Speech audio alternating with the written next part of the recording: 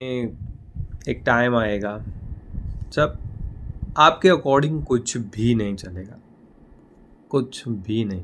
May be शायद से आप इंजीनियरिंग करना चाहते हो या डॉक्टर करना चाहते हो, तो उस पर्टिकुलर फील्ड में नहीं जा पाए, या लॉयर बनना चाहते थे तो दूसरा फील्ड में आप चले गए। एंड मे बी आप किसी से शादी करना चाहते हो, ये मेरा बेबी है, बाबू है, सोना है, लेकिन आप अटे अटल हो गए हो, हम मर जाएंगे, मिट जाएंगे, लेकिन नहीं हुई। या आप कोई स्पेसिफिक कंपनी में जॉब करना चाहते हो, आप अपने लाइफ से कुछ चीज़ों में सेटिस्फाई नहीं हो, आप कुछ आपके अकॉर्डिंग नहीं हो रहा है, तो आपका माइंड बहुत एक अनस्टेबल स्टेट में वाली फीलिंग आती है। तो सबसे पहले तो ये लाइफ है।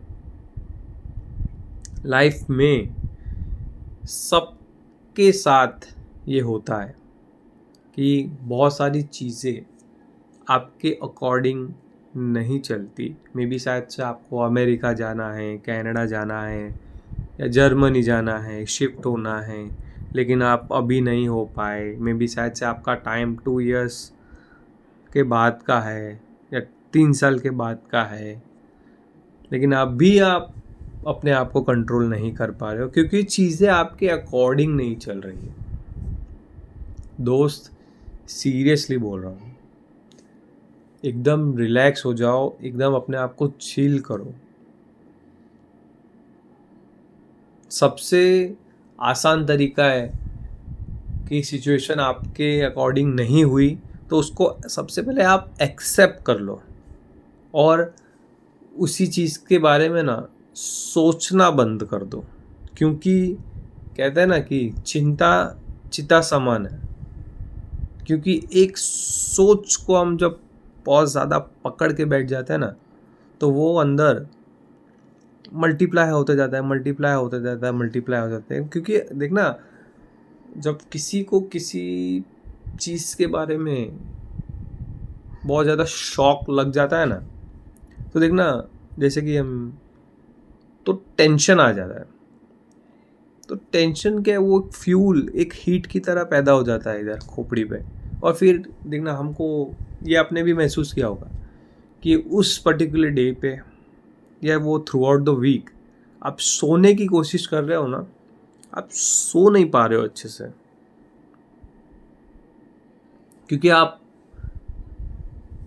उस थॉट को लेके बैठे हो अपने दिमाग में और फियर, एंजाइटी आपके सिर चढ़ गया है और आप सोच भी नहीं पा रहे हो कि अभी अभी आगे मैं क्या करूं।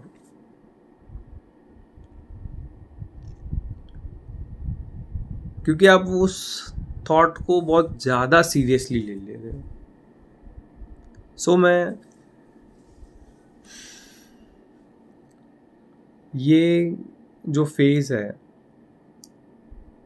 सबके साथ होता है। जैसे जैसे आप मैच्योर होंगे तो आपको समझ आएगा कि कुछ चीज़ें है आपके अकॉर्डिंग जो आप चाहते थे नहीं हुआ, वो फ्यूचर में हमें पता चलता है कि अच्छा वो चीज़ हम जो करना चाहते थे वो नहीं हुआ, और आगे कुछ जो आप नहीं सोच सकते थे वो आपके साथ हुआ और आपकी लाइफ मूव फॉरवर्ड हुई और रिजल्ट्स अच्छे आए।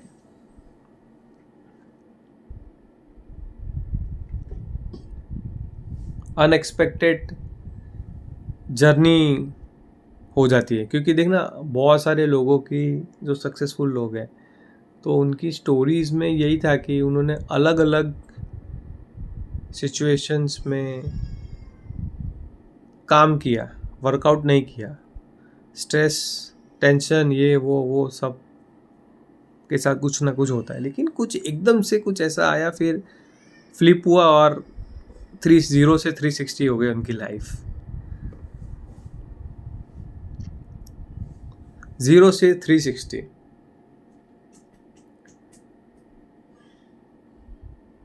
बहुत सारी चीज़ें ऐसी होती है कि जो हमारे क्रिएटर होते हैं जो हमारे क्रिएटर है, गॉड,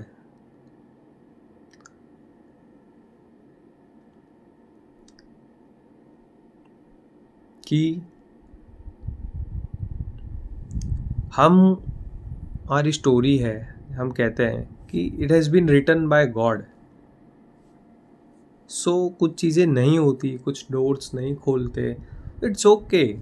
अपसेट मत हो, रूड मत बनो, एक्सेप्ट करो, किसी से ना लड़ो ना झगड़ो। अब मैं मेरा ही एक एग्जांपल बताता हूँ कि 2 to 3 years अगो मुझे यूएस जाना था, वहाँ पे शिफ्ट होना था, तो मास्टर्स के लिए मैंने अप्लाई किया था।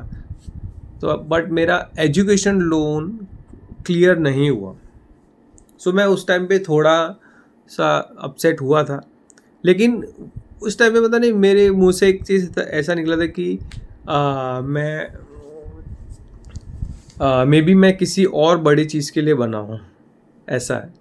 तो मैंने उसको एक्सेप्ट किया था। और अभी हम रिसेंट टाइम पे हम देख सकते हैं कि यूएस कनाडा में कितना रिस्ट्रिक्शंस कर रही है कंट्री इंडियंस, स्पेशली इंडियंस के लिए वीज़ा रिजेक्ट्स कर रहे हैं और इंडियंस को जाने भी नहीं दे रहे हैं। तो अब मुझे फील हो रहा है कि वो उस टाइम पे जो मेरा क्लियर नहीं हुआ, मैं नहीं जा पाया, तो वो मेरे प्रोटेक्शन के लिए ही था। कभी कभी कुछ चीज़ें नहीं काम करती ना, तो वो उसमें हमें गॉड प्रोटेक्ट करते हैं, क्योंकि वो हमारे लाइफ के भले के लिए होता है।